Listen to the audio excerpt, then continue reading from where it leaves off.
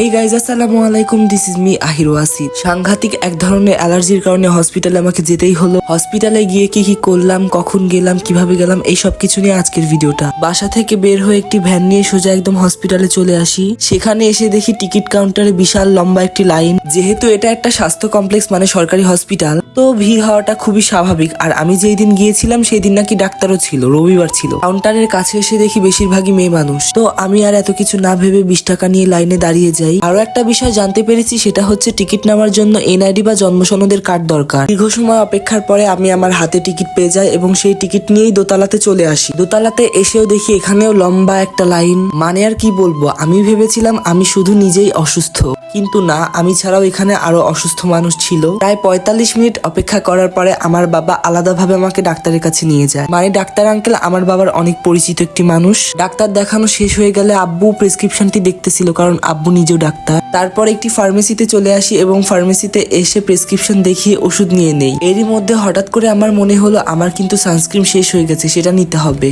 তাই সানস্ক্রিন নেওয়ার জন্য বাজারের একটি শপে চলে আসি। সেখান থেকে সানস্ক্রিন নিয়ে আস্তে আস্তে বাসার দিকে যাচ্ছিলাম। আজকের ভিডিওটা এ পর্যন্তই। ভিডিওটি ভালো লাগলে অবশ্যই লাইক, শেয়ার এবং সাবস্ক্রাইব করবেন।